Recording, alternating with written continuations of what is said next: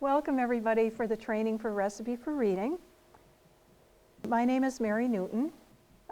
We've designed this training to get you set to be in the schools the first week of February. So we can't tell you everything you need to know, but we're going to give you the information you need to get started. I also have here with me tonight Patricia Glover-Howard, and I have Barb Felix, who's not here, but they're the two people who will be out in your schools doing some supervision. They're working with me on this project. We'll be doing a few additional trainings over the course of the semester, just so that you can stay one step ahead of where your students are. This is a plan for what we're going to try to accomplish tonight. First, I'm going to give a real brief overview of what reading encompasses, and then I'll give you an overview of the Recipe for Reading program and the information you need to start your tutoring. Then if we have time at the end, I'm going to go through a sample lesson so you can see how it all fits together in a 30-minute lesson. And then at the very end, we'll give you some logistic details about your school site and how you're going to be matched up with your students and so forth. So what is reading? You have a separate handout, separate from your PowerPoint, that looks like this. The slide is on your PowerPoint too, but this is just bigger.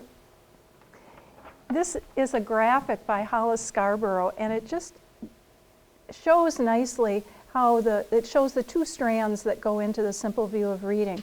So reading is a multifaceted skill that takes years to develop before you become a proficient reader, but you start out with these two strands. You have language comprehension and you have word recognition.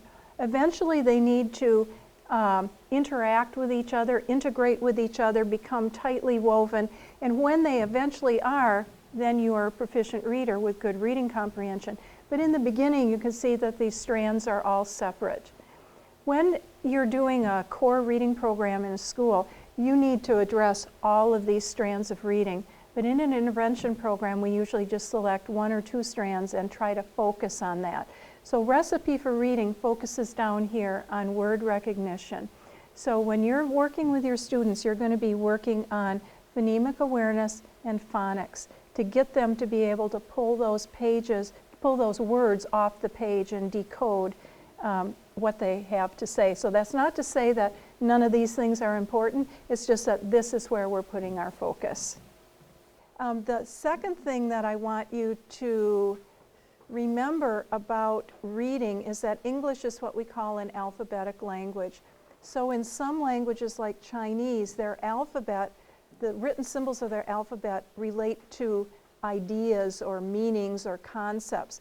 But English is an alphabetic language, which means the letters in our alphabet stand for speech sounds. It's a way to take a speech sound and record it on paper so that if we're not there to speak to someone, they can read those symbols that we put down and they can recreate that speech. So given that our language is an alphabetic language, in teaching our kids to recognize words and be able to read them, we do it through that alphabetic system so that we have a code, we have the written symbols that represent the speech sounds. And that's what we're giving our kids in the beginning, the information that they need to crack that written code and turn it back into speech sounds so that they understand what it is they're reading. Okay, next slide. Okay, so Recipe for Reading. Let's look. And eventually you'll all have a copy of this book. Recipe for Reading is a program, as I said, that works on word recognition and so it teaches phonemic awareness and it teaches phonics, teaches it for reading, teaches it for spelling, and it has a scope and sequence that's structured. And the other thing about it is that it is what we call a multisensory program. And by multisensory, I simply mean that when you're writing, you're saying the sounds at the same time. So we try to use two senses at once. So when we're speaking while we write, or speaking while following along with our finger while we read. So that's the concept of multisensory. Okay, next slide. We can use Recipe for Reading for kids at any age who haven't learned to read yet, because it doesn't matter. If you're stuck at a certain stage of learning to read, it doesn't matter whether you're 8 or you're 18, you have to learn the same thing. Just because you're 18 doesn't mean you can skip over all that beginning information and come in at, learning in a different way. You have to learn those skills. But Recipe for Reading is most appropriate for kids in elementary school because of the way the information is presented. So if I were working with kids 6th grade or up, I probably wouldn't use Recipe for Reading. I'd choose another program that teaches all the same information, but does it in a more age-appropriate way for that group. Okay, here's what you need to know to get started with Recipe for Reading. Basically 2 categories of information. You need to know the content that you're going to be teaching to the kids and be comfortable with that and understand it so that you can explain it, because obviously what we don't really fully understand ourselves is very difficult for us to explain to someone else. So we're going to be looking at the content you need, and then we're going to be looking at the program design of how the lesson is structured and what the instructional techniques are. Okay, next slide. So to get started, we're going to look at the content first. And in the book, the beginning of the book, section 1 of the book is just a general discussion about reading, which is would be worthwhile for you to read. But starting in section 2 of the book, which starts on page 31, that's the beginning of the instruction. Section 2 runs in the book from page 31 to page 76. And that's the content that I'm going to go over today, because your students are going to start with section 2 instruction, and we're not going on to section 3 till they finish section 2. So I'll give you the content information that you need for section 2 today.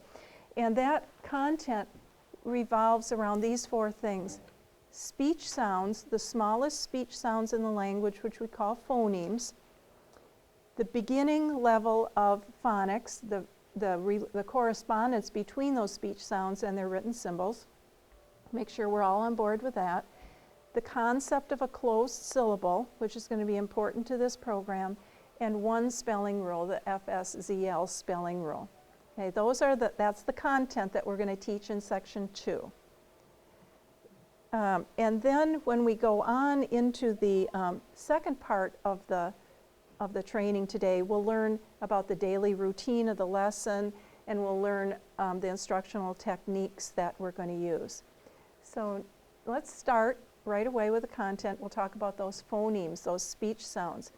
So in English, every language has its own collection of speech sounds, and some languages have sounds in them that we don't have in English, and we have some sounds that other languages don't have. So our collection of sounds in English, those sounds are called phonemes. Each little individual sound is called a phoneme. And depending on who's counting them, there are between 40 and 44 of those in our language. And we want to be able to eventually hook those sounds up with our written symbols. In order to hook them up with the symbols, we have to be able to hear and discriminate those sounds. So that's the first step. When we speak in oral language, we don't separate all those sounds out. Everything is co-articulated. So when we say a sentence, the words run together. And within the words, the sounds run together. And kids, when they're young, sometimes have a hard time wrapping their mind around the concept that within those words that they just hear as a word, like cat, that there are actually individual sounds. So in cat, there's k, and there's a, and there's t. And in order to be a good reader and speller, they need to be able to understand that concept of those individual sounds in the words and be able to hear them and manipulate them. So when they first become aware of sounds in words, they become aware of larger chunks and then smaller chunks. So first they become aware, maybe when they're around 3 or so, that within a sentence there are actually discrete words, even though they may run together in speech. Then around age 4, they become aware that within a word there can be syllables, and you do those activities with kids like clapping the number of syllables in their name while they say their name. So they become aware of that kind of breakdown in a word. I just chose the word napkin, so it's got 2 syllables, napkin. So they become aware of that usually around age 4. Usually around age 5, they can break those syllables down even further. And each syllable is built around a vowel sound. So within the syllable, the part that's the vowel and everything that comes after it is what we call the rhyme, the R-I-M-E. And anything that comes before that vowel sound is what we call the onset. So you could take the syllable nap and divide it further into an onset and rhyme. The onset would be n, and the rhyme would be ap. And then you can do the same thing with the second syllable, kin. You can divide it into the onset, k, and the rhyme, in. Okay, then, in order to be able to read, they need to be able to divide those words down even further. There's only one more level that they can go to, and that's taking those onsets and rhymes and separating them into the individual phonemes. So instead of having n, ap, we have n, ap. And instead of k, in, we have k, I, n. That's the level that our kids need to get to in order to be successful in learning to read and spell. Okay, because they have to get to that level. If we're going to talk about mapping written symbols onto those sounds, they have to get to the level where they can hear the individual sounds, or there's nothing to map it onto. So we want them to be able to break it down into that smallest unit of sound, that phoneme level. Okay, next slide. So we're going to go over the phonemes. They're basically two sets of phonemes. We have consonant phonemes and we have vowel phonemes. When we have consonant phonemes, the characteristic of a consonant phoneme is when we have air coming through our vocal tract and coming out to make sound. If it's a consonant phoneme, that air is blocked off somewhere. It can be blocked off in your throat in a sound like g or k. You can feel it's blocked off here and the air has to push through. G, k. It can be blocked off in your lips like p or b, and the air has to push through that to come out. It could be blocked off with your teeth on your lip like f or v, where the sound has to come through there. Or you can use your tongue on the palate or in back of the teeth, so you can have sounds like d or t, and the air has to push through. So all consonant sounds, when the air is coming out, it's restricted in some way, and that's what makes it a consonant sound. Vowel sounds, and let me say one more thing before I go off that slide. Sometimes kids usually hear consonant sounds easier than they hear vowel sounds. The one thing that they sometimes get tripped up on with consonant sounds is there are a group of consonant sounds that are formed exactly the same in the mouth, but some are voiced and some are unvoiced. So explain what I mean. They tend to get these two confused. So if you have down here, I put these voiced and unvoiced pairs. If you have the sound b and you have the sound p, they're made exactly the same here. They feel the same. The only difference is if you hold your hand on your throat and you go b, b, b, you can feel your voice box vibrating, b. But if you say p, p, p, it's the same up here, but that vibration has stopped.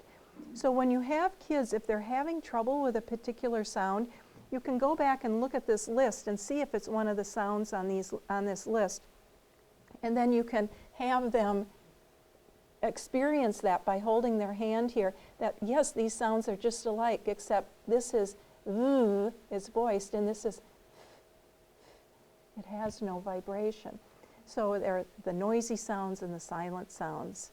Okay, so these are our voiced, unvoiced pairs. We have b, p, g, k, d, t, v, f, j, ch, z, s, and zh, sh.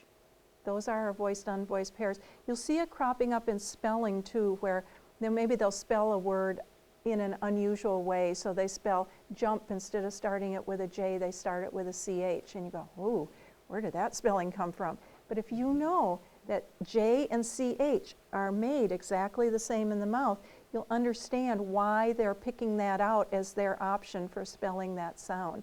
And then you can guide them to that understanding that there's a difference between the unvoiced ch and the voiced j. Okay. Vowel sounds. Vowel sounds are a little bit harder because they're open. That's their characteristic. There is nothing blocking off the sound. The air comes right out. It's not blocked off in the throat or the lips or the tongue, nothing like that. So there's no cue up here that helps the child feel the sound that's coming out. It's just air coming out. So they all feel a little more alike than the consonant sounds do. We are only going to be working in section 2 with short vowel sounds, so that's all that I'm going to do right now. But our vowel sounds, our short vowel sounds, let's go on to the next one. I will just mention that because they are more difficult, we have key words and hand motions for the short vowel sounds that help the kids learn them better and retrieve those sounds better as they practice. So let me go to the, well anyway, our short vowel sounds, a, I, and I'll show you how they correspond to the written letters, but those are the only 5 short vowel sounds we have, a, I, and you can see there's nothing going on here, nothing to stop that sound coming out. Okay, next slide. So now we've learned that one piece of content, that there are those individual speech sounds, and we need to get our kids to be able to hear and manipulate those speech sounds in order to be good readers and spellers. So we go the next step. Once they have that prerequisite for beginning to read, then we can start taking the written symbols and mapping them onto those sounds. Now that they can hear those sounds, now we can map the individual letters onto them. So that's what we call phonics, and there are 2 ways of, okay, I'll mention in the beginning we're teaching just the most basic phonics, so it's pretty much a one-to-one correspondence, but as you get further into phonics, the problem with English and the problem with phonics, it seems so logical, but it's not a one-to-one correspondence. So we have some sounds that you can use 3 or 4 or 5 different spellings to represent. And we also have some spellings that can represent 2 or 3 different sounds. So if it would be really nice and handy if it was one-to-one, but it's not. All right, so the next slide, let's go through. These are the consonant sounds and how they map onto the letters. This is what you're going to be teaching in that beginning section 2. Okay, so I've just put on the basic consonant sounds. So B is B, and it can come at the beginning or end of a word, like in boy or cab. K. We will start out only using letter C for the sound K. Okay, we won't introduce K at the same time. Later in section 2, the K representation is taught. D is D, and we are only going to use letter D in section 2. In section 3, the ED past tense ending is introduced, and sometimes that makes exactly the same D sound. So in that case, then we'll have to differentiate that. But for right now, we're just using the D. Is represented by F, and in section 3 we'll have the PH representation. G is represented by G, H is represented by H. J is represented by J, that's the one we're starting with. Later in section 3 we'll teach the G making the J sound, but it's not as common, so we're not going to teach that in the beginning. L is L, M is M, N is N. P is P, Qu, which is really 2 sounds, K, W, Qu, that's a QU. R is R. And I just want to call your attention to this particular phoneme because both for tutors and students, this is a troublesome phoneme. The sound of the letter R, the single letter R, is R, not would be ER or IR or UR. It has a little vowel sound before it. And so when you're working with just the letter R and trying to get a sound that goes with it, you want to think you're saying a word like red and just stop saying it before you ever get to the ed. R, R, And so it's not because that would be red, and we just want red. So it's important that the kids, when they see the R, they know it's r, not because if they say it as then you're going to start getting these funky spellings later on where red is E-R-E-D, red, and we don't want to get that. So anyway, that's a tricky phoneme. S is usually S. Sometimes it's C, but we won't teach C until section 3. T is T, and again in section 3 we'll teach that it can also be the past tense ending. V is V, and I'll just mention here for spelling purposes, when you have V at the end of a word, it's never just the V. You always have to put a silent E after it. So in an English word, the letter V never comes at the end. So if you hear the V sound at the end, you have the V, but then you have to stick that silent E on there too. W is represented by W. X, which is really two sounds, K, S. That's represented by the single letter X. X. Y is represented by Y, and Z is represented by Z. And then later on we'll get to the fact that it's also sometimes represented by letter S.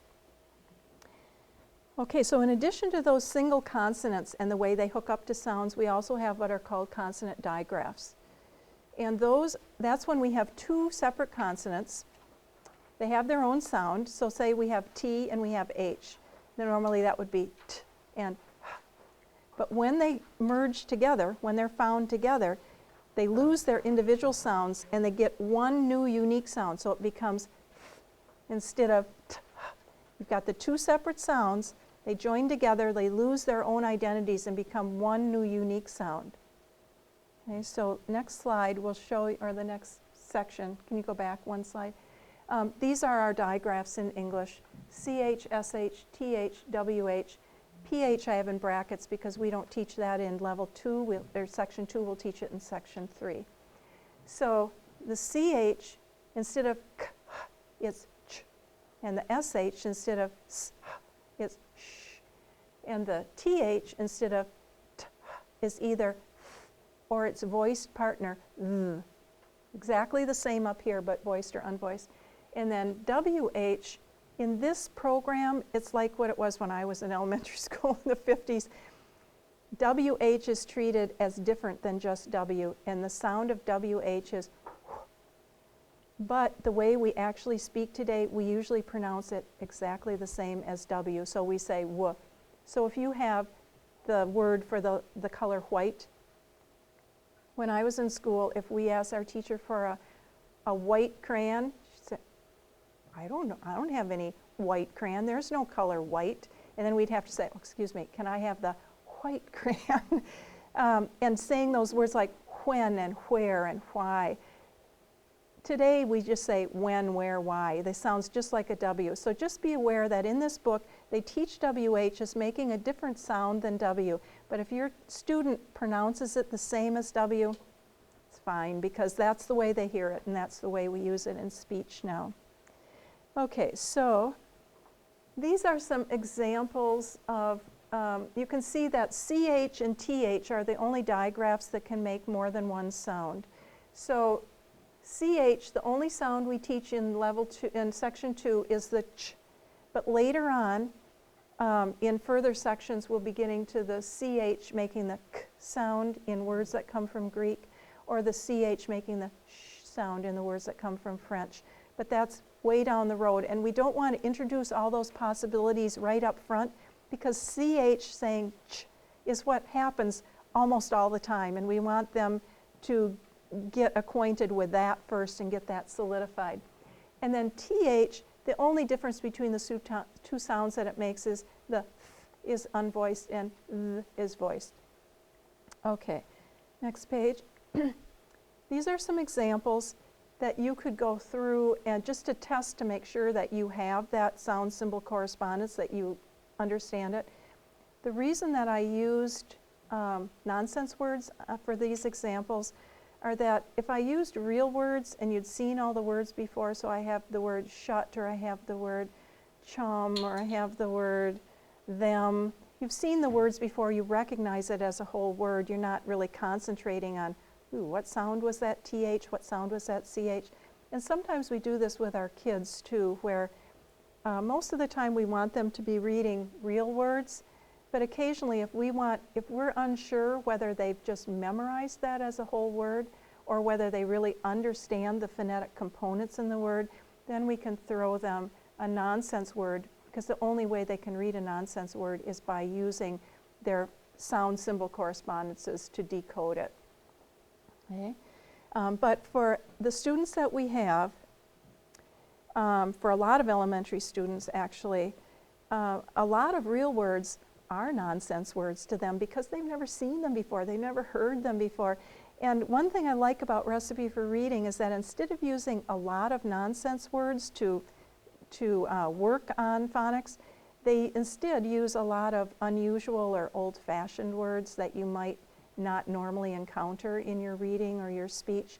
So you're accomplishing the same goal of having them actually have to look at each letter and decode, but you're using a real word to do it. And then in the back of this book, if you preview your lessons and know which words are going to be you're going to be giving for reading and spelling, and you can see that there are some in there that are archaic, really, and you want to be able to explain to your kids what they mean, there's a glossary in the back, and it lists all those odd words that they may not know. So the word fen is in here.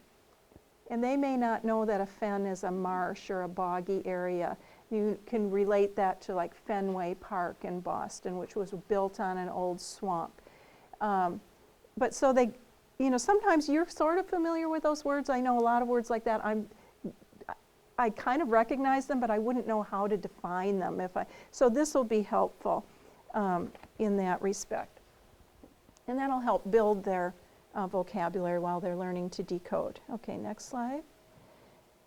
I just want you to be aware we're not teaching consonant blends in section 2. Those will come in section 3, but I want you to be aware that there's a difference between a consonant digraph, which we just did, and a consonant blend. So consonant digraphs are like, well, I liken them to a married couple, where there's the woman and the man, and they have their own identity in their own homes, and then when they get married, they produce one new family, and they have one new home, one new identity, but they merge together to create one new identity. A consonant blend is more like two friends, and they go places together, they hang out together, but they have their own identities, they have their own places where they live, and they don't give up their identities when they're side by side with their friend. And that's what consonant blends do. They're consonants that come next to each other in words, just like digraphs do, but they keep their own sounds. So you have things like the BL at the beginning of the word blood. They each keep their own sound, B-ul, B-ul. They don't lose their sounds. And you can have blends at the end of words too, like in the word just. At the end there's st, coming right side by side, but they keep their own sounds. So we're not going to, I just want you to be aware that those are different, so that when you're teaching the digraphs, they're the ones that combine into one sound. Okay, and now for the phonics correspondences for the vowels. As I said, in section 2, we're only dealing with short vowel sounds. These are the correspondences. A is letter A. E is letter E. I is letter I. A is letter O. And A is letter U. There's a key word for each one of these. A, you can use a hand motion like you're biting into an apple. A. If you're doing E, you can run your finger along the edge of your desk. So that's a cue to them. Oh yeah, edge, and it starts with that sound. I for itch, you just scratch your arm. Itch, I. And then for octopus, you know, like this, the legs on the octopus. And for up, up, just point up. So we have those key words and those hand motions that we can use so they grab on and can hopefully remember the sounds of those letters. All right. These are some short A words which would look very familiar to all of us. Some of these would be difficult for kids to decode because they probably the word cram they haven't heard, maybe not the word span or blast. Some of these words would be a little more difficult than others. But we're going to get them decoding these words by using their consonant and vowel sound symbol correspondences so that they can track through these words and read them. In the bottom row here, the last three words, gag, lag, and bag, I put them in there because you should be aware that when you put a G after a short vowel, it changes the sound of the vowel a little bit. And we have some really common words like bag that end in G, and so we tend to use them when we're teaching reading words with short vowels. But then you'll get a student who looks at you and goes, that's not a, that's not an a sound in the word bag. It's almost more like an a sound. It's sort of a hybrid sound. So just to be aware that G is that one letter that really can kind of change the sound of a short vowel a little bit. So you may have to help your student over that hurdle. If you were in another part of the country, they might say bag, bag. But in the Midwest, we usually say bag and lag. Okay, so if you have, these are some nonsense words. If you want to test yourself later to see if you have any trouble decoding these all have the a sound. Short E words, again, the difference between bet and beg. Can you hear how that E, that short E sounds changes a little bit? Or the difference between let and leg. It sort of goes from a to a. It's a little different sound. These are some nonsense words that go with E. Here's some short I words. And again, when you get to the difference between pit and pig, do you hear how when you put the G on it, it changes the sound of the short I just a little bit? Or twin versus twig, just a little different. Some nonsense words for short I. Here's short O. In some parts of the country, words like we usually say here, log and fog, are O instead of being the ah sound that it should be. We say more like an aw sound, like an AU. If you were in Boston, you would say log and fog, which is actually the more standardized way to say those words. But just be aware that if you have those O's and you follow them by G's, that's going to present a little problem. Some nonsense words for O. U is the one vowel that if you put a G after it, it doesn't really change the sound. So if you have the word pup and you have the word plug, your U makes the same sound in both words. But that's your These are all words with the sound. Real words and nonsense words. Okay, it's really important that when you start teaching section 2, you know the short vowel sounds and the letter that represents them. And some people have been working with this for so long, they go, well, of course I know the short vowel sounds and what letter represents them. But I will tell you that when I first started tutoring reading, I didn't know. They asked me, what's the short sound of A? And I thought it was ah. And that's actually a short sound of O. But to me, I just thought, I was thinking of words like father, and no, that's not what it is. So you have to make sure that you know what those short sounds are and which letter it is that you make those short sounds with, because the majority of your instruction with your student in section 2 is going to revolve around those short vowel sounds.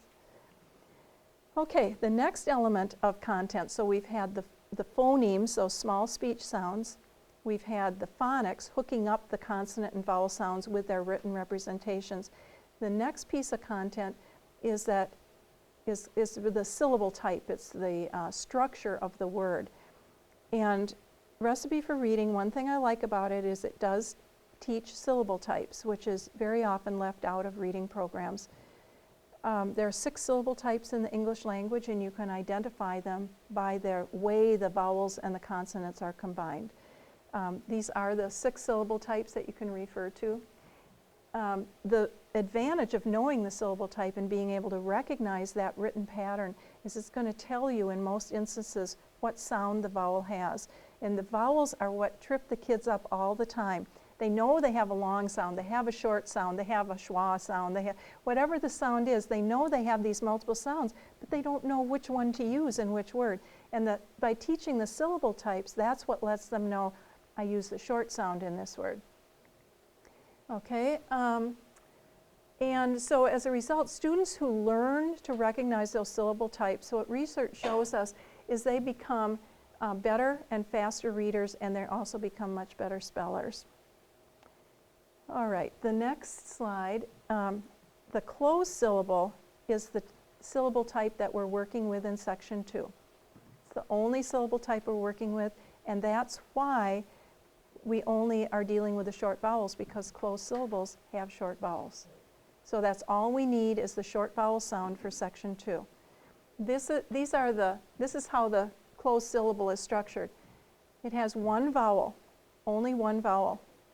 And it's closed off at the end. That's why we call it closed syllable. It's closed off at the end by one or more consonants. So for an example, we have a word like in, one vowel closed off by one consonant. You can put a consonant at the beginning if you want. So you can have a word like pin. Now we have a consonant and then a vowel and another consonant. And that's fine, it's still a closed syllable. But the essential part that we need is the vowel and at least one consonant coming after it. We can have two consonants before the vowel. We can have two consonants after the vowel. We can have consonants before and after, two consonants before, two consonants after. But the core of what we need is one vowel followed by at least one consonant. That's what makes it a closed syllable. Sometimes books, teaching manuals will refer to these words as CVC words. And all CVC words are closed syllables, but not all closed syllables are CVC, because not all closed syllables have that first consonant. And some have more than one consonant in the beginning or more than one consonant at the end. So when we teach our kids to recognize this pattern, we want them to look for that one vowel closed off by some consonants. And as long as it has that, it's going to be a closed syllable and it's going to have a short vowel. I should mention that it can be any syllable at the end except R, because that turns it into a different syllable type. So in this book, you won't have any, when you're working in section 2, they won't give you any words for reading or spelling that have R at the end, because it turns it into a different syllable type. So that work has been done for you. All right, so now the last piece of content that you're going to be teaching in section 2 is a spelling rule. And the way that works, this spelling rule, the reason it's taught in section 2 is this is a spelling rule that applies to closed syllable words. So we want to learn that spelling rule when we're learning to read closed syllable words and learning to spell them. So here's how it goes. At the end of a one syllable word, right after one short vowel, if we hear the sound f, s, or z, we spell it in a special way.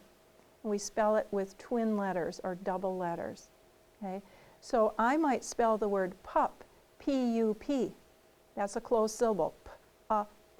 But if I have the word puff, p-a-f, because it's one of those special sounds, those 4 sounds, it's the f sound, I'm going to use 2 F's instead of just 1.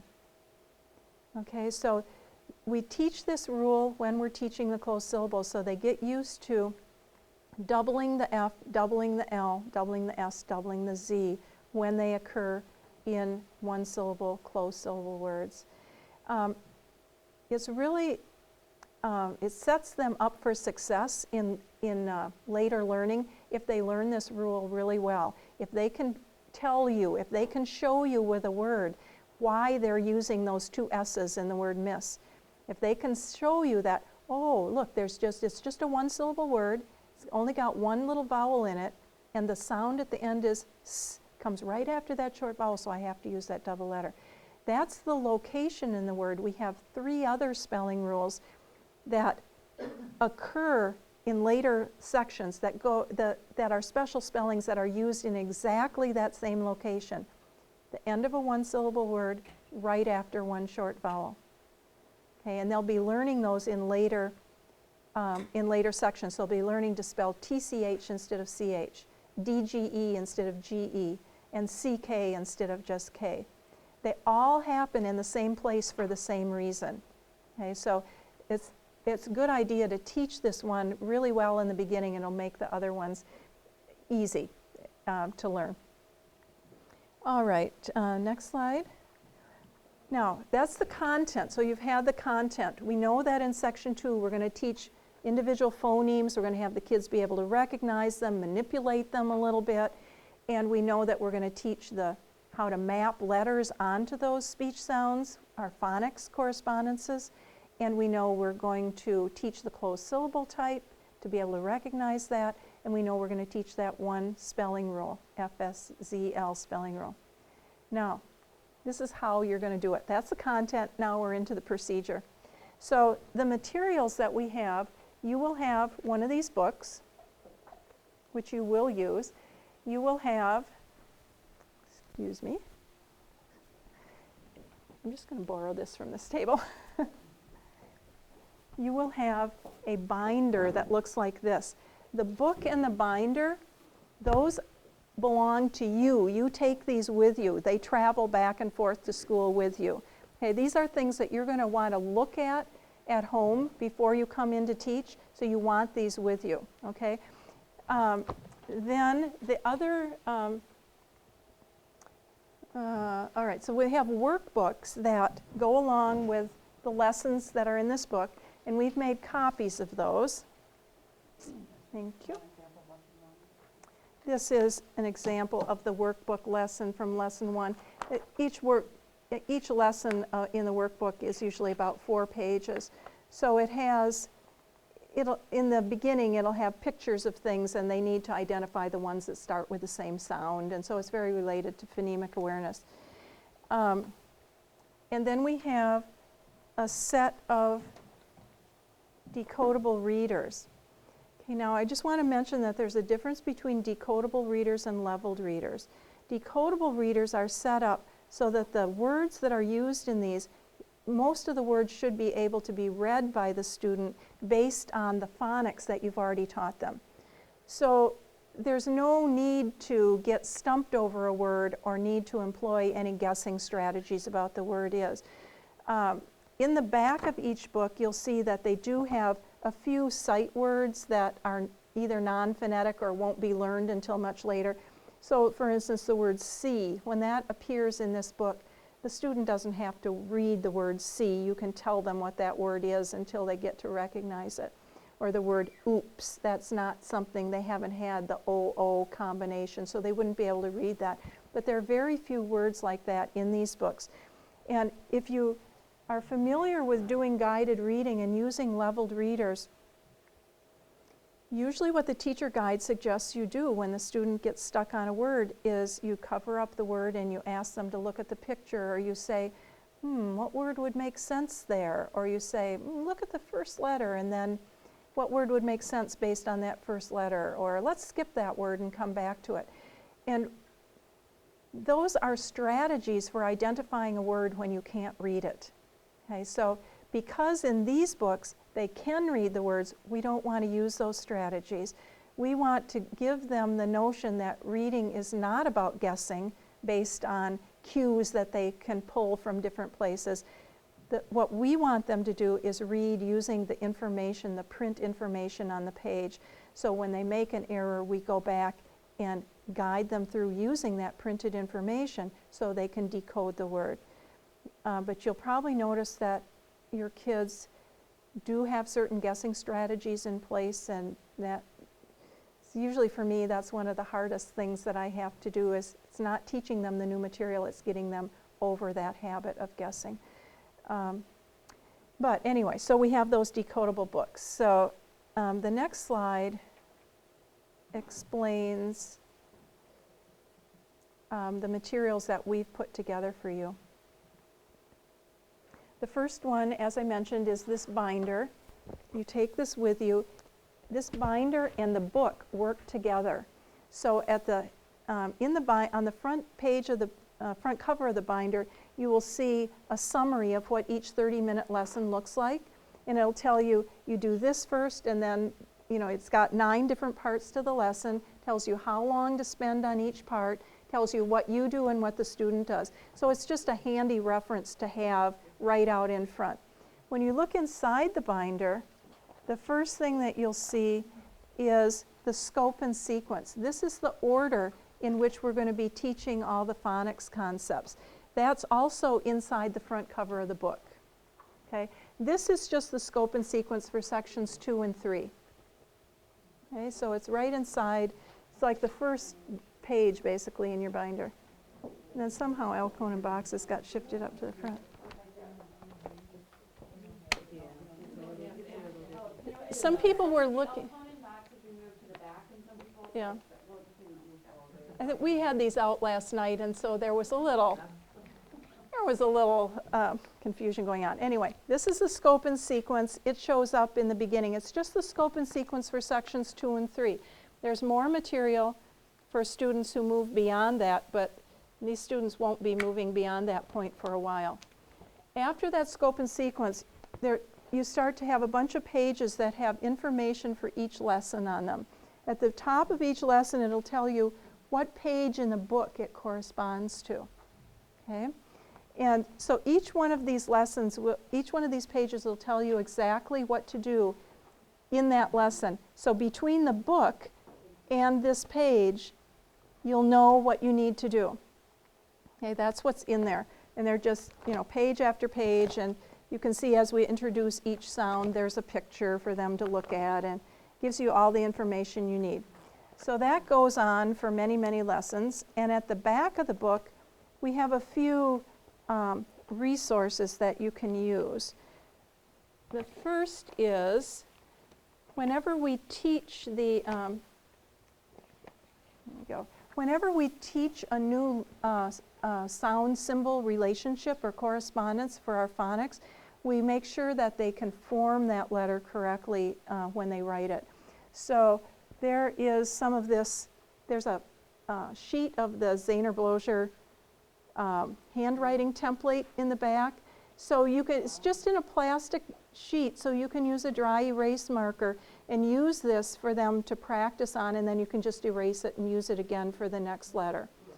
Okay, so especially for the young kids, having that, having this kind of paper that they're familiar with and being able to know, where does it start? Does it start in the top or the middle? And then at the very end, there is a sheet that looks like this. It's called Elkonin boxes. Sometimes we call these sound boxes. Elkonin was the guy who invented these, if this is really an invention.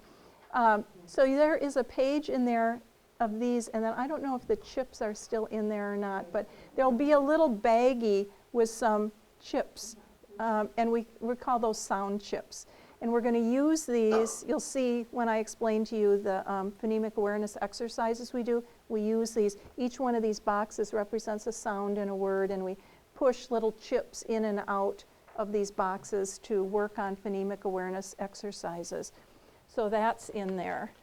And then on the back side of that, you can see there's something that says make your bed. And there will be some kids who have trouble distinguishing between lowercase b and d. And we have some strategies for that. If you end up having a child who has that difficulty, be sure to tell one of us. And then when we come around, we can talk with you about how to address that with your child. And if you have one of those kids, you'll be using some of the information that's on this BD sheet to help them get those letters straight. All right. I can see there's 2 of these in here for some reason.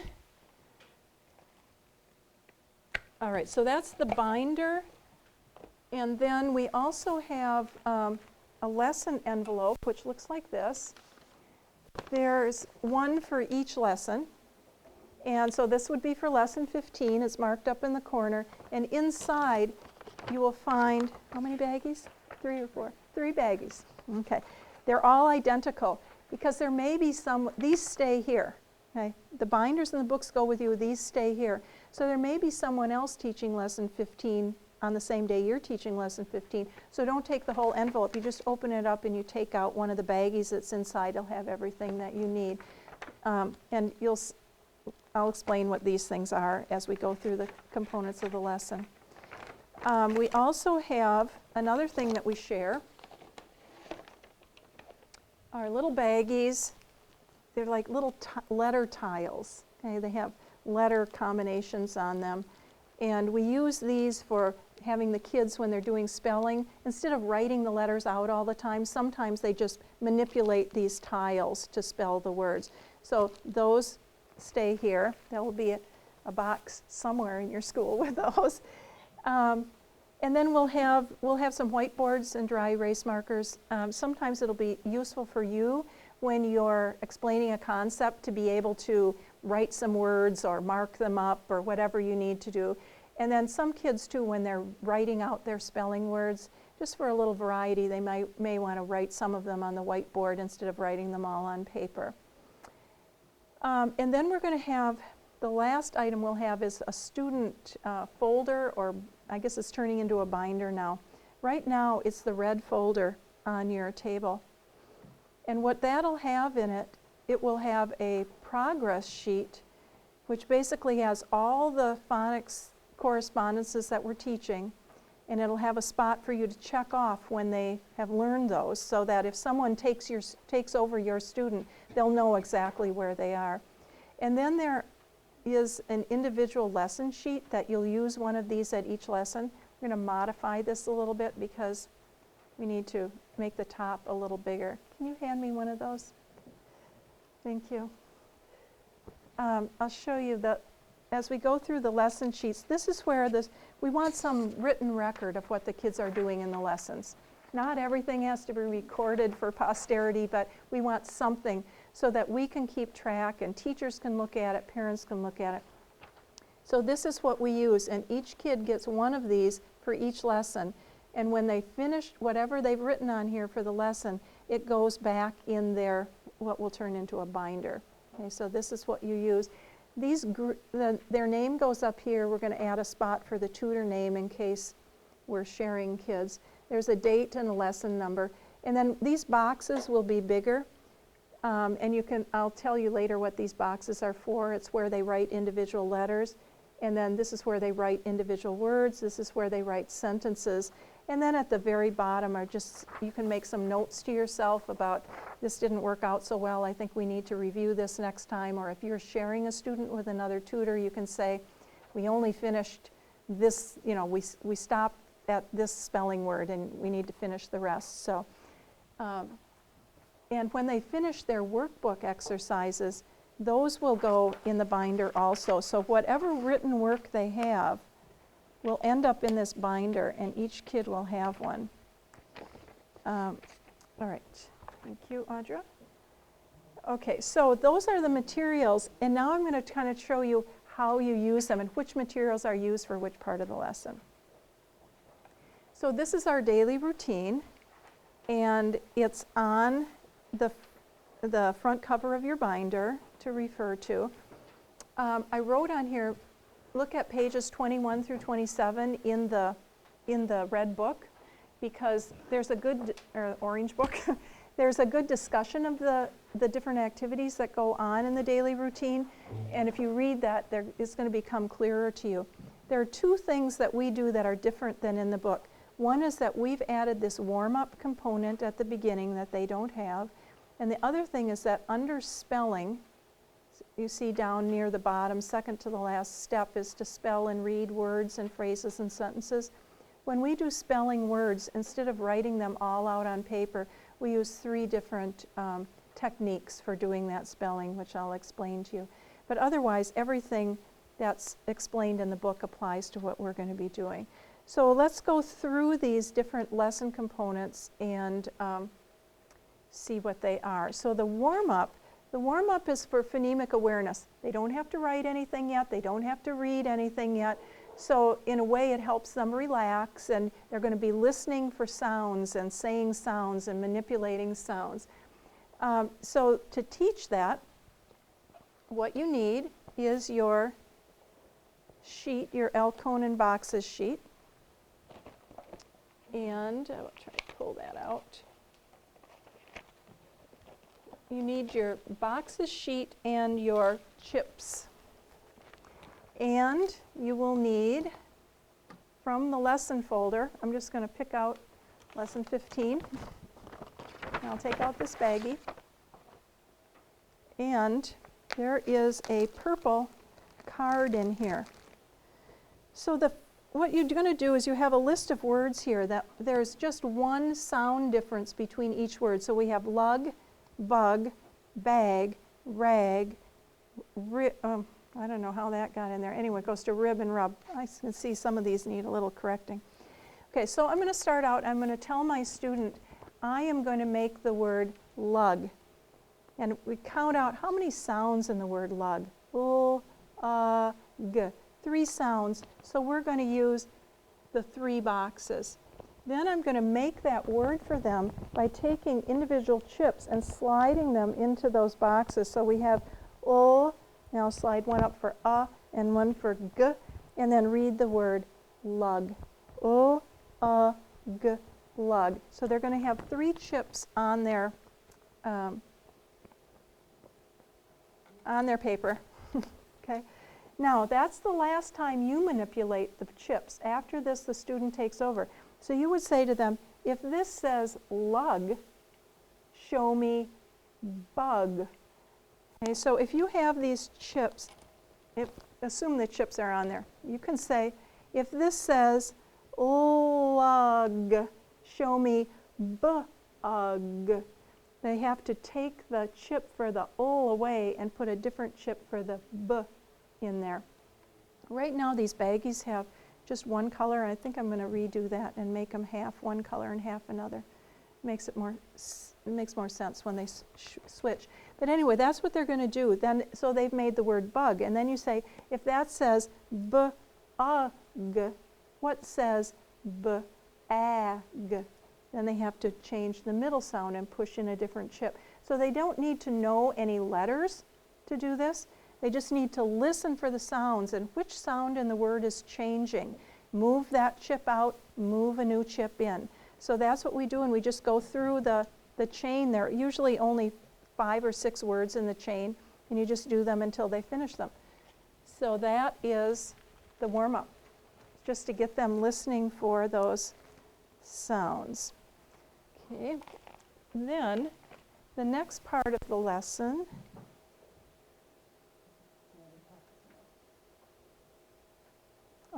let's do a practice with this. Let me see. I think I'll just write some words on the board and have you practice that way rather than getting them out of the binders. And to start with, since you're going to be starting with your students on lesson 1, I'll just pull out the sound chain for lesson 1. Lesson 1, as you can see, has very little in its bag because they haven't learned anything yet. Okay, so I'm going to do a chain of words up here. I want you to work with your chips and your boxes with a partner and have one person start out and say, I'm going to make the word mat. At, mat. If this says mat, show me mitt. And then the student transfers everything, and you're going to work through these words. So you can each do about 3 words, and then that should be enough practice. Okay, so we'll work through this chain, and one partner can do the first 3 words, and the next partner can do the next 3 words. Take turns being the tutor and the student. So if I were starting this, I would take my sheet, put it out here, and you want to remember that you're doing everything so that if you're sitting across from your student, they read from left to right, so you have to do this from right to left so that it makes sense for them. So you put this out and you say, I'm going to make the word mat.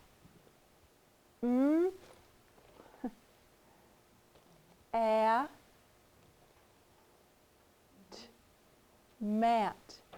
If this says mat, show me it. And if you run your finger along while you're saying it, it gives them a clue to where the sound is that you're changing. If this says at, show me it. So they need to take the a out, and they need to make another chip and move it in. And then you can ask them, what sound was that last sound? T. What sound is that first sound? What sound's that middle sound? I. What's that whole word? Mit. So have them work with the sounds that are in there. Okay? And then if this word says mit, what says show me bit? If this says it, show me b it. Take away the and put in the b. Okay? Any questions on that? Can you grab a partner and try for just a minute?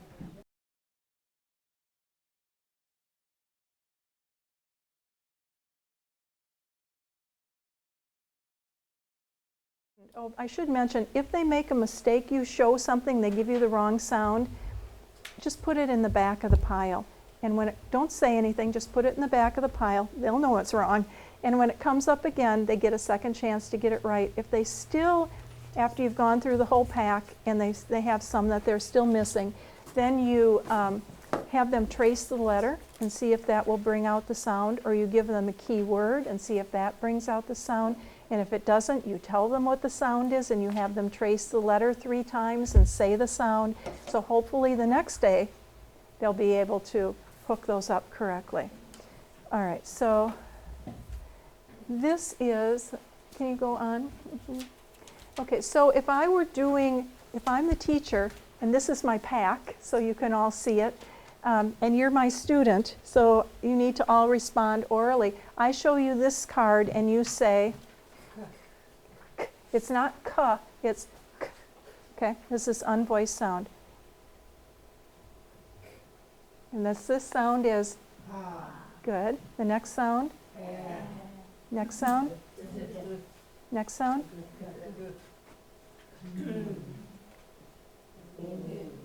That is actually an L. And if it's confusing to your student, all these are written in lowercase. If it's confusing, you can make a little line across the bottom so that they can see it's not an I, it's an L. Is it aren't the vowels in red? The vowels are in red also in this pack, so that will give them a clue that it's not a vowel. Okay, this one is good. Good. Good. No sound. Good. Rrr. Rrr.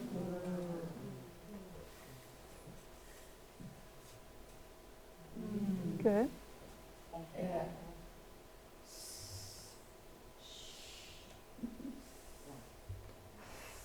And this one is going to have 2 sounds, so you can hold it up and tap on the side of the card.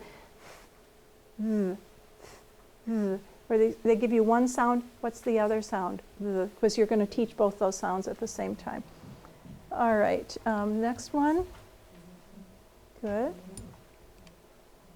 Or w. Good. X. Good.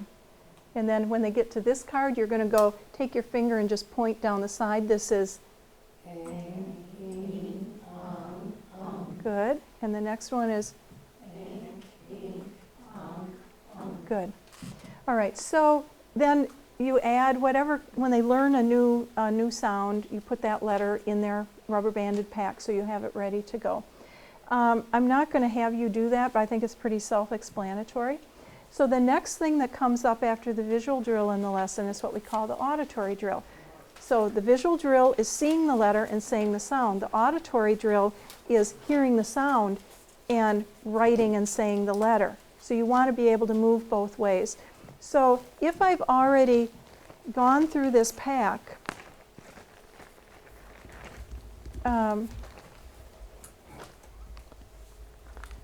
I've gone through the pack for the visual drill. Now I'm going to take these and I'm just going to look at them myself. And they have their student lesson sheet in front of them that has spaces to write letters in, I say to them, say and write, and I have SH on here, but according to this, I say and write B. And on their sheet they go, B says B. They say that while they write it. B says B. So they're giving you the letter name and the sound. So I say, or you say, the tutor says, write and say B. B says B. Okay, they have a grid at the top of their lesson sheet with spaces for all those different letters that you're going to ask them. And it'll keep them organized so you don't take 6 pages of paper to write down those sounds. As you go through these sounds, on the back of each card, they'll either have a red dot, a green dot, or both, or there'll be a yellow dot in the middle. A green dot, what I want you're going to use these same cards. You use them for the visual drill, the auditory drill. You're going to use them for the next drill, which is the blending drill.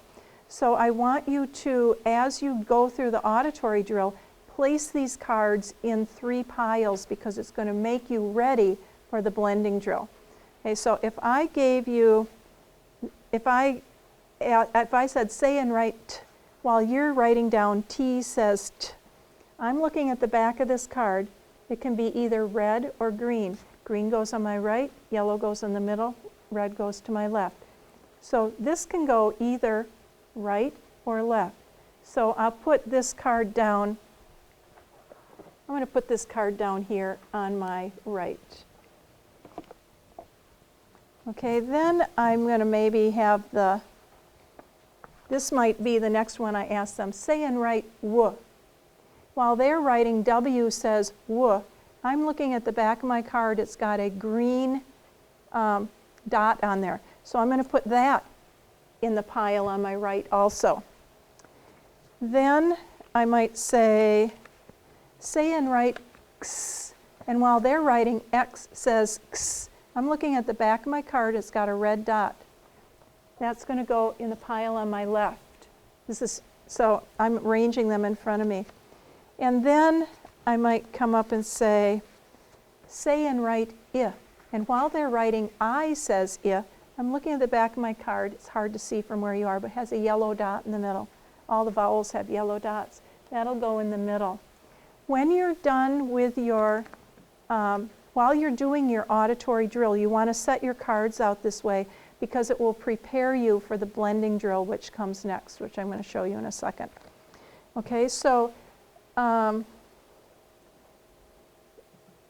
don't think we need to go through this, but anyway, this just shows you the front of the card, the back of the card, and if it's green, it goes on your right. If it's red, it goes on your left. If it's both, it can go either place. And if it's yellow, it goes in the middle. This will set them up for blending some consonant, vowel, consonant words in the blending drill. Some of the words, just a word of warning, because I learned this the hard way. Both F and SH can be at the beginning or they could be at the end. I would suggest that you put them at the end because if you put them at the beginning, it will never fail. You will get the letters that follow them that will make words that you don't want your student to be reading. So I always use SH in the final position rather than the beginning position. Or I just get ready to switch it really fast if I have to. All right, so as they go through that too, if they make a mistake, you can give them the key word that has that sound in it, and then hopefully that'll bring up the letter. Okay, let's flash forward here. Yes? Question going back to the very beginning. Okay. Say the sound of each letter, for instance, Say and write mm. Okay. You don't show them the No, you don't. You're just looking at the cards. They've got their paper. You don't show it to them. Say and write mm. They have to make that connection in their head and write M says mm. Okay? All right, let's move through this and pretend that we've done that drill and that all our cards are in front of us in 3 neat piles. and they're in the correct piles, and we are ready for the blending drill. So can you fast forward to the blending drill? You are there, okay. So if I will just stick a few more cards on here. And I'll show you how it works. This gets more fun after they have more letters that they know. In the beginning, you won't start blending until, I think it's maybe lesson 4.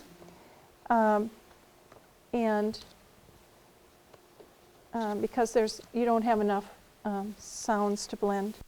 Okay, so the way blending works is you have these 3 piles. You've put the green on your right, the yellow in the middle, and the red on your left, assuming that your student is sitting across from you.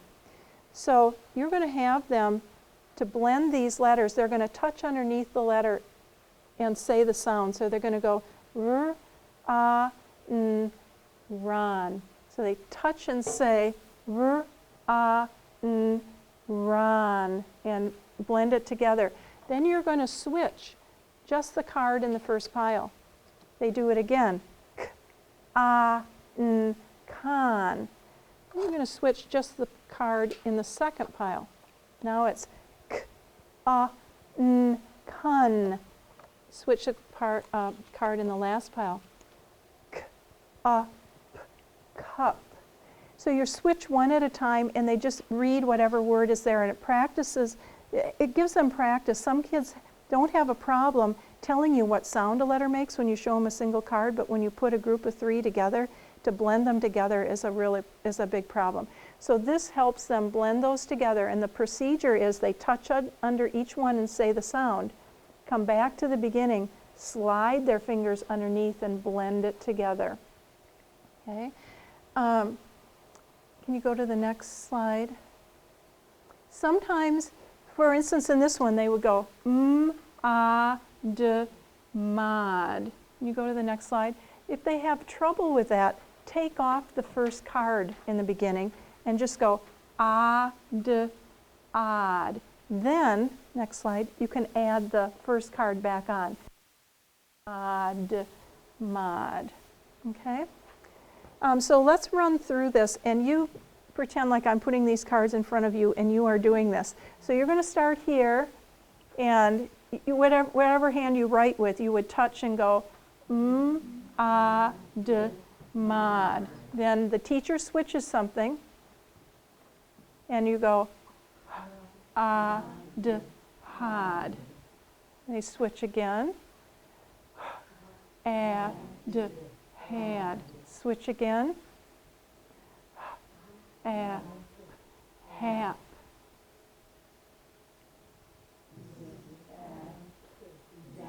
Good.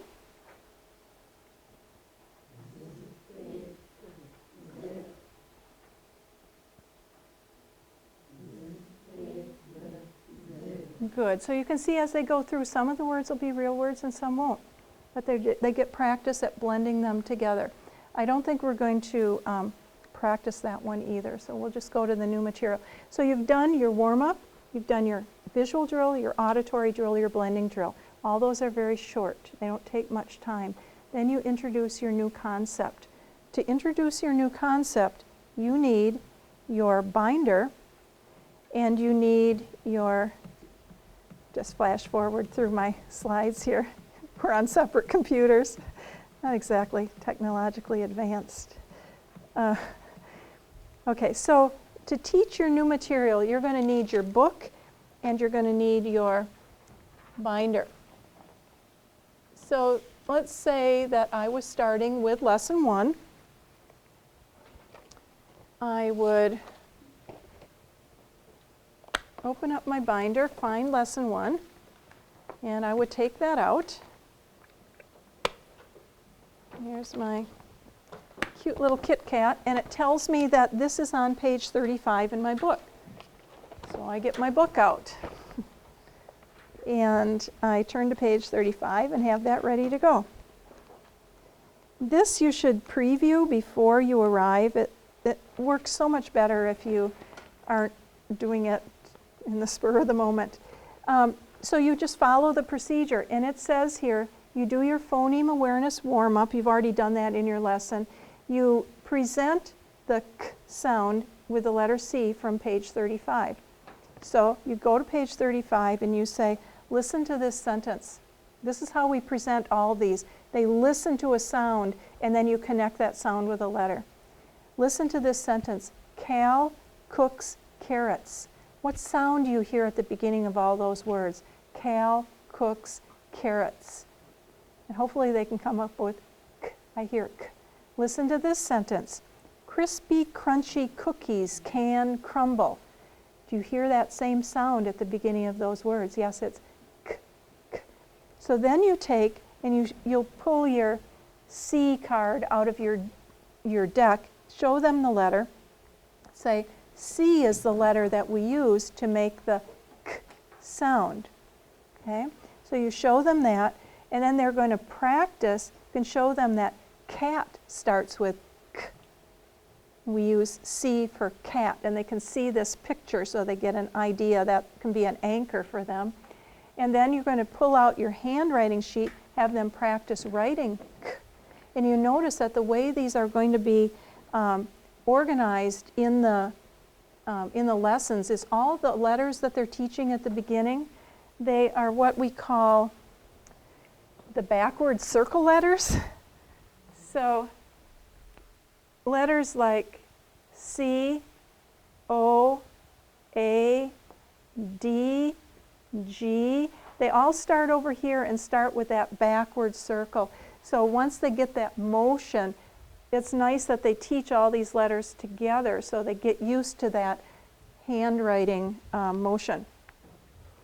Okay, so they're going to write that letter, and then it says on here, you will, well that's the, and now you've introduced basically, that's your new material. So you've introduced it from the book, give them this oral sentence, what sound do you hear at the beginning of the word. You show them the letter, they practice writing the letter. They always say the sound while they're writing the letter, and that'll hook that together better.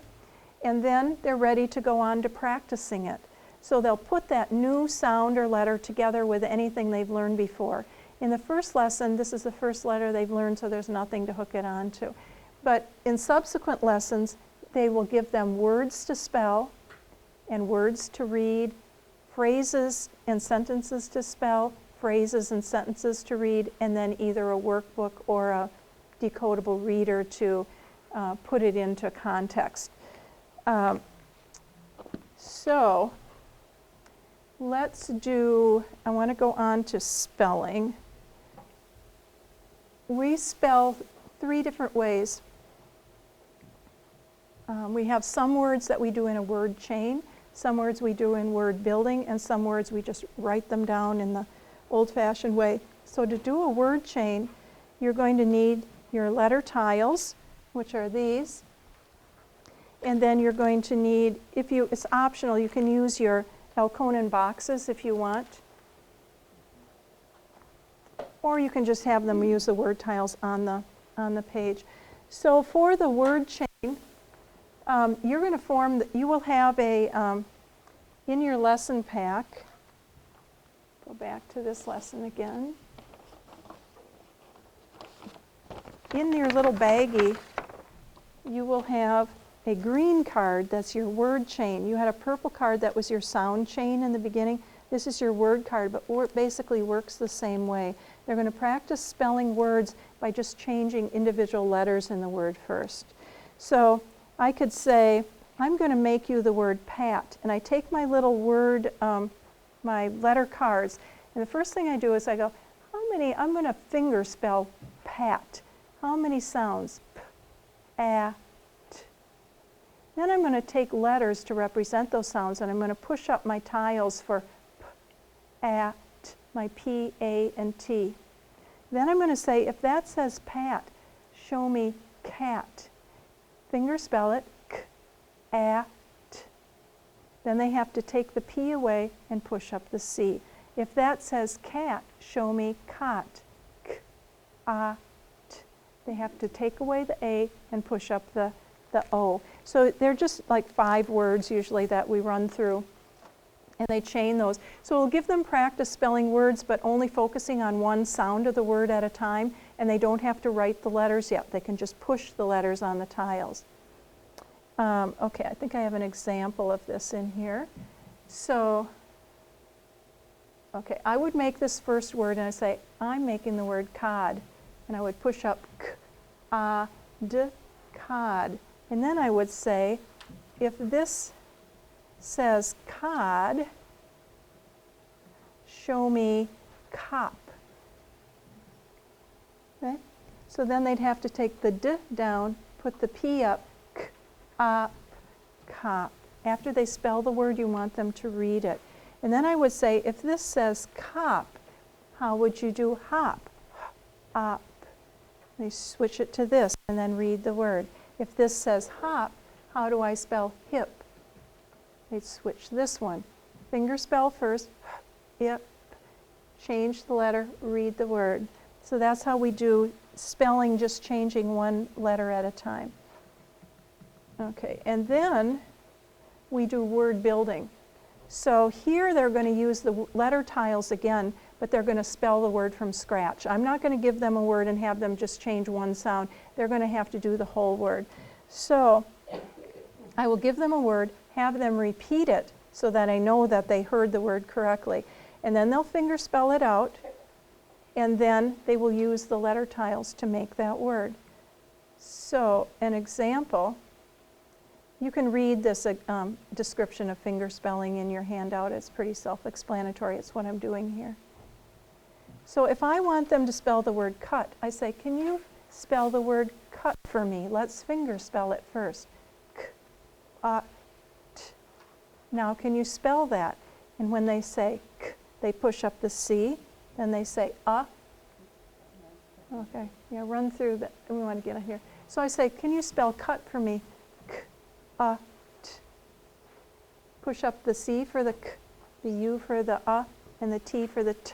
So when they're pushing these up, they say k-a-t, and then they read it, cut.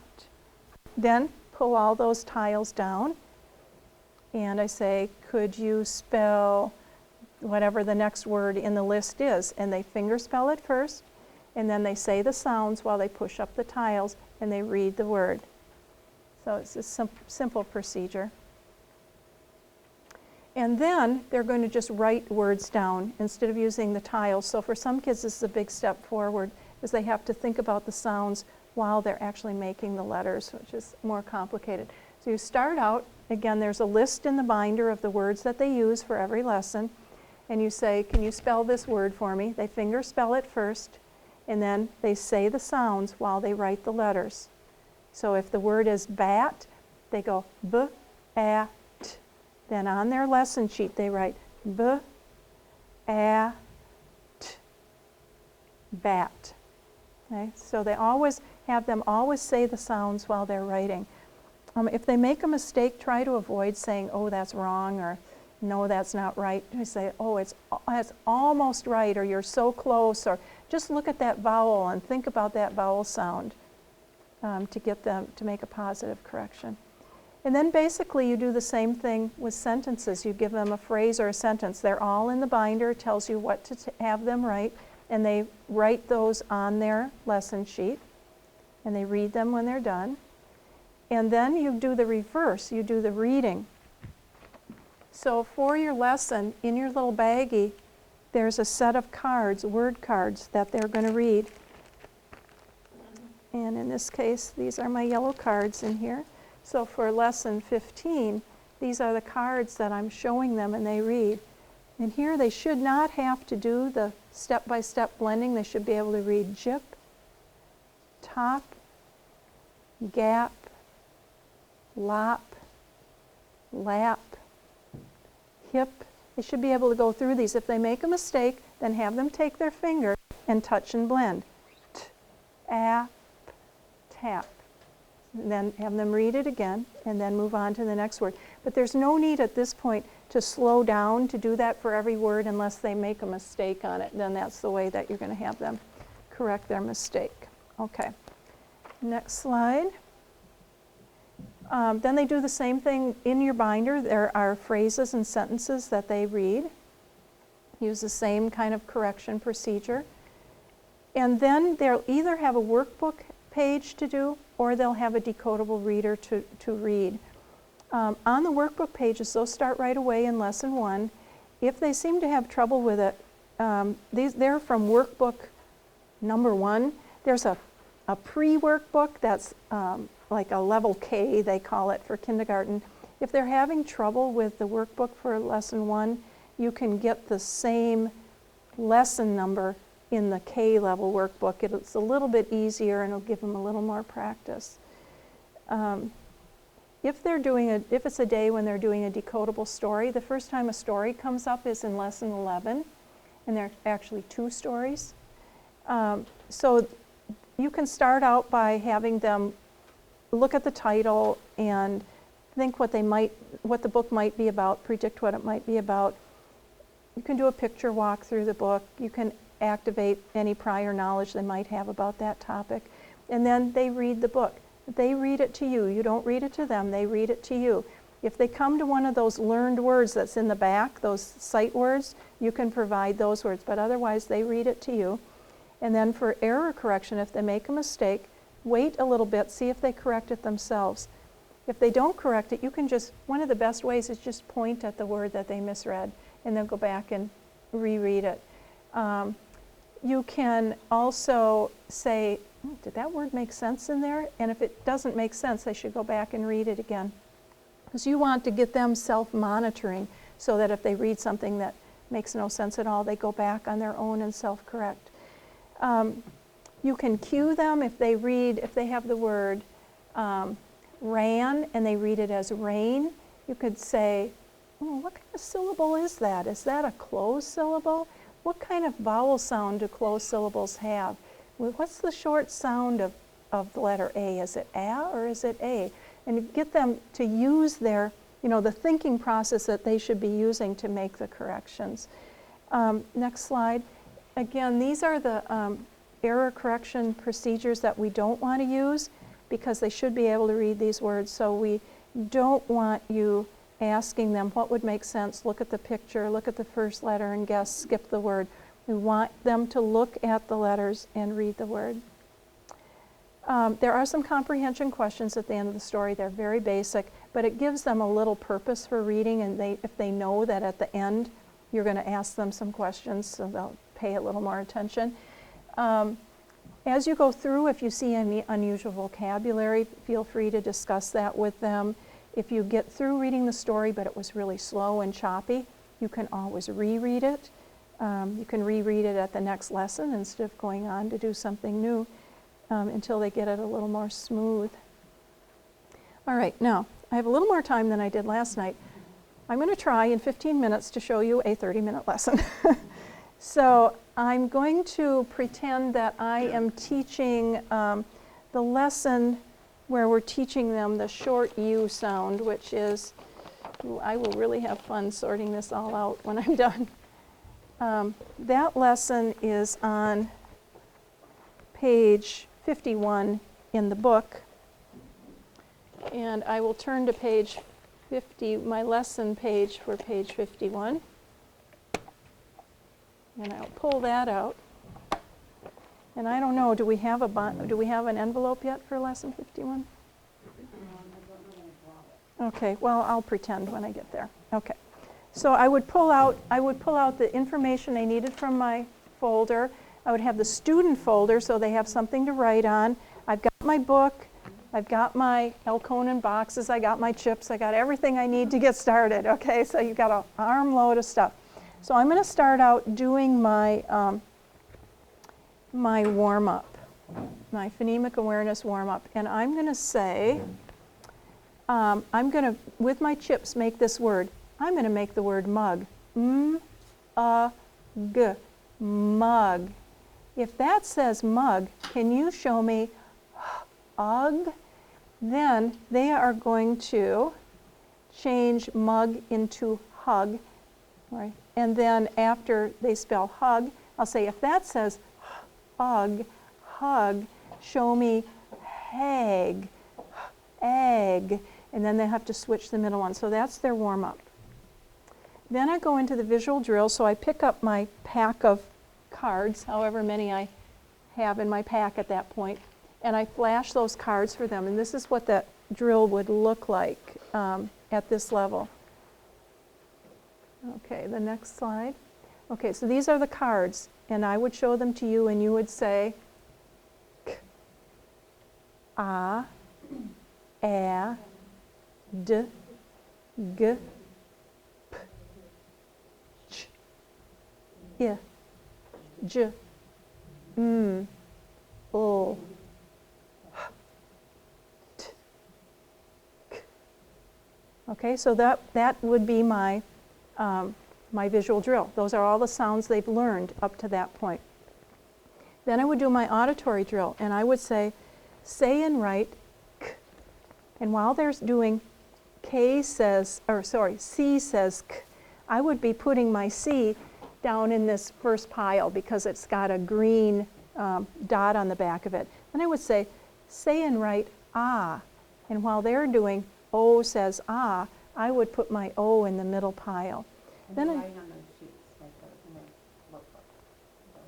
Yes, they're writing on their workbook in the top. There's a little grid at the top. That's where they write each letter. And then I would say and write a. And while they're writing A says a, I put my A in the middle pile.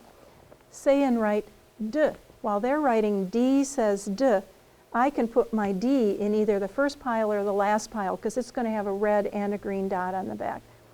Say and write g. And while they're going G says g, I'm going to put my G in the first pile or the last pile. So I'm going to run through all those sounds. They're writing them. When I'm done, I have my 3 piles, and I'm going to do my blending drill. So go to the next slide. This is what's sitting on my table at the beginning of the blending drill. And I ask them to read it, and they go k, a, g, cog. Then I switch one sound. Now they read it ch, og, chog. I switch another sound. Og, hog. Again, we usually say hog instead of hog. Switch another sound. Egg, hag. Switch another sound. Am, ham. They're doing all this, okay? I'm switching the cards, but they're doing all the talking. If I switch this for you, you say,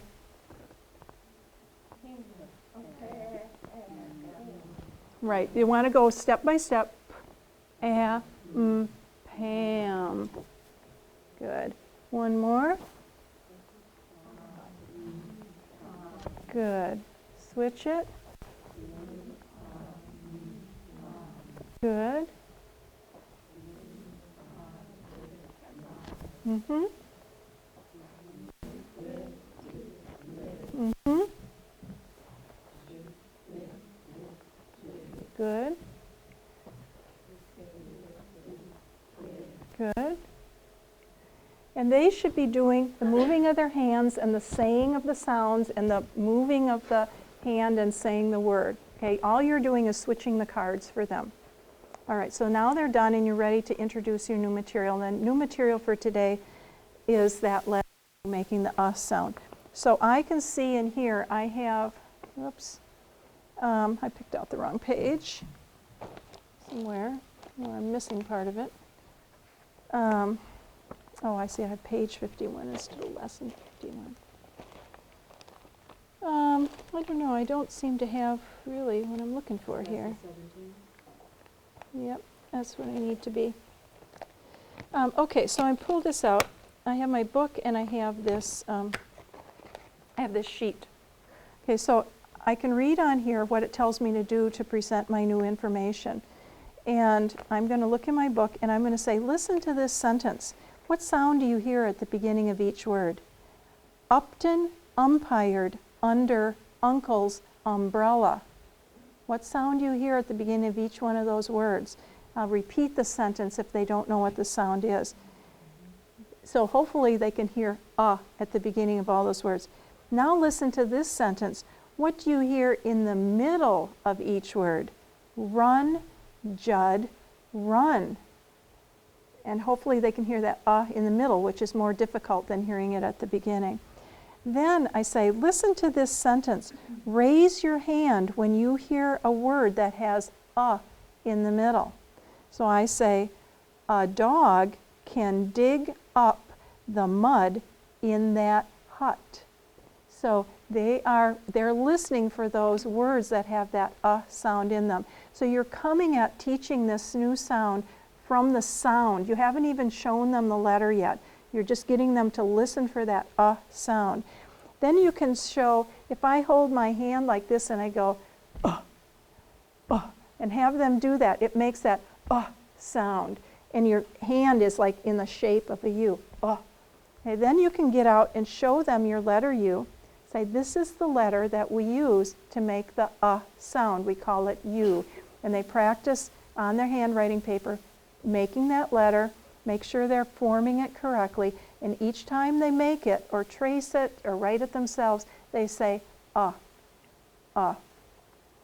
right, so now I've taught the new material, and I go on to doing, I give them the key word too, by the way, up, and you can just go like this, make that the hand motion. Okay, so now, how did that get in there? All right, so we did that, go through that. Okay, so now I'm ready to give them some words to spell. So I take that and I put it with all of the sounds and letters they've had before. And that's all done for you in this program, okay? So you don't have to think up the words on your own. You don't have to remember, have they had T yet or not? It's built in, so you don't have to worry about giving them things they haven't had.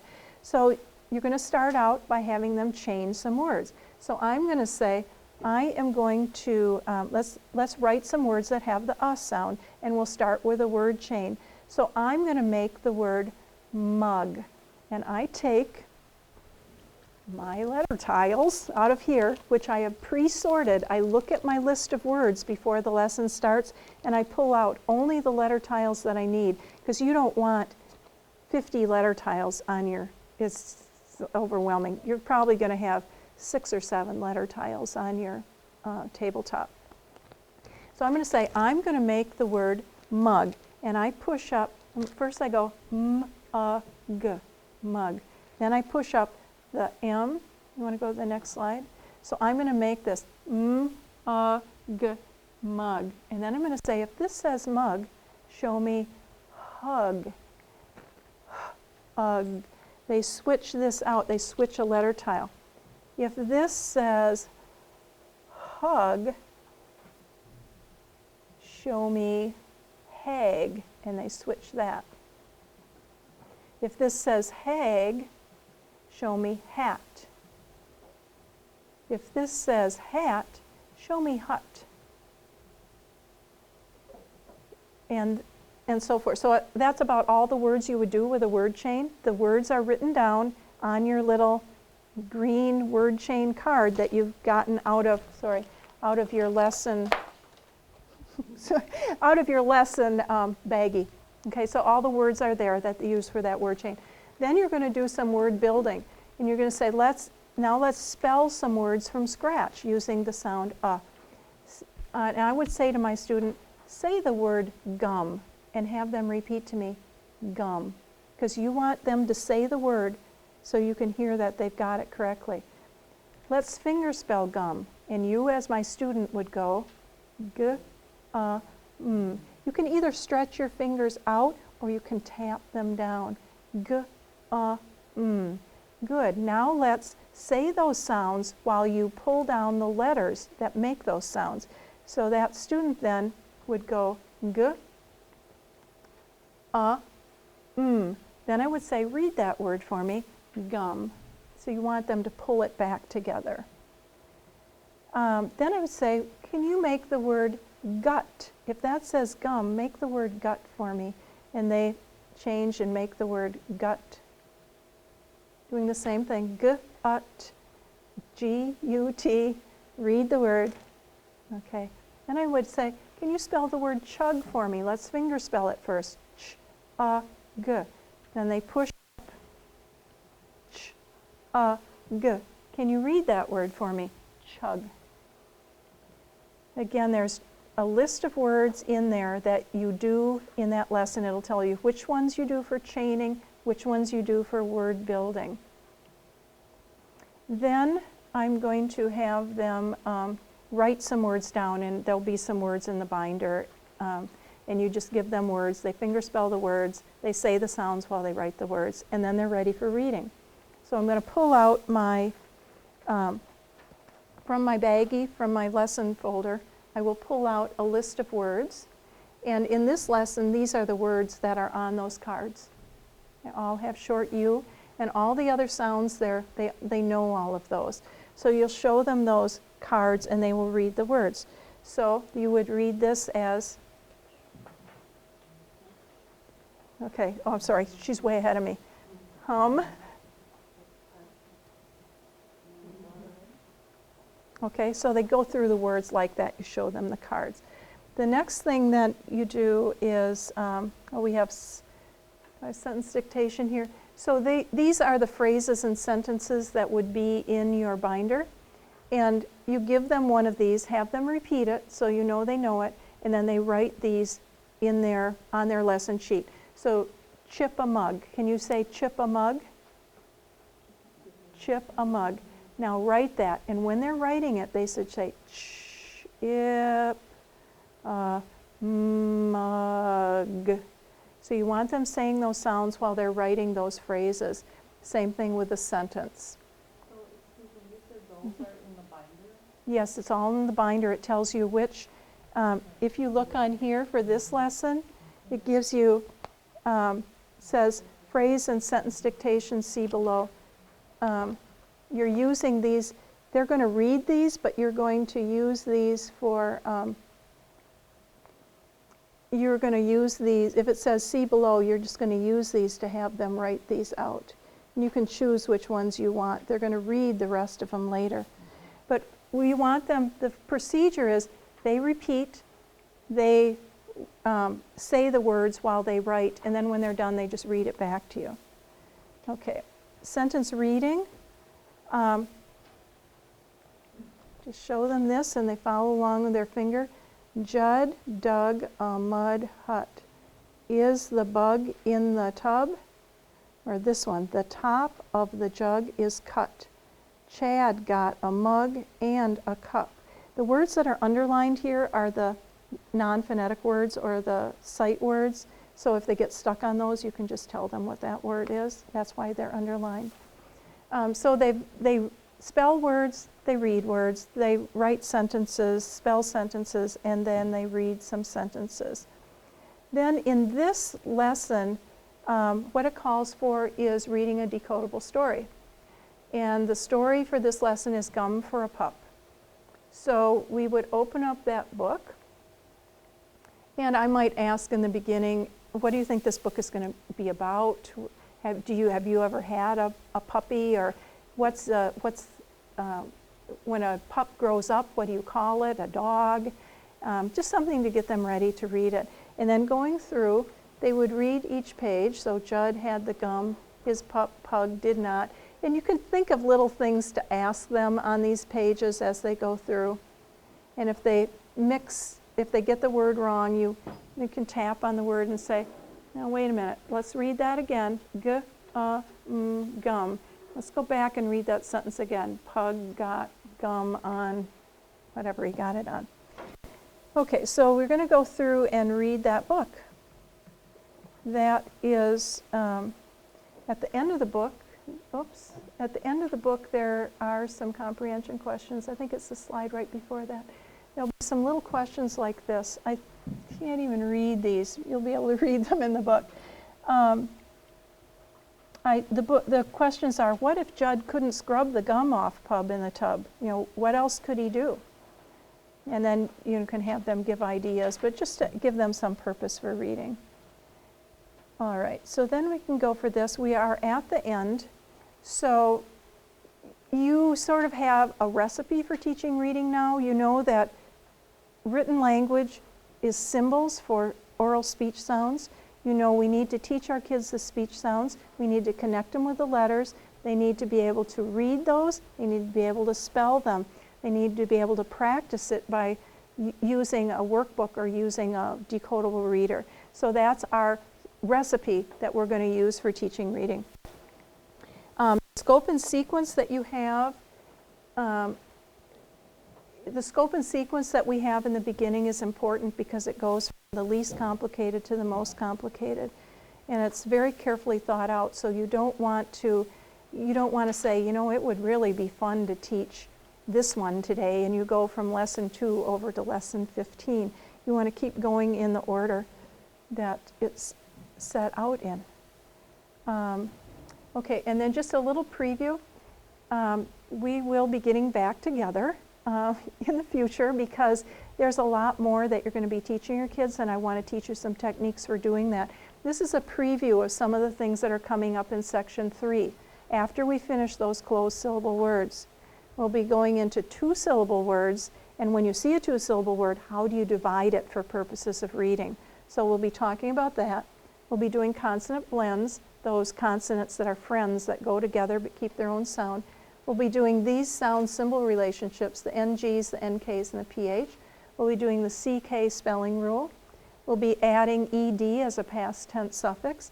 We'll be doing long vowel sounds and doing them in open syllables and magic or silent E syllables. So those are all things that we're going to cover in section 3.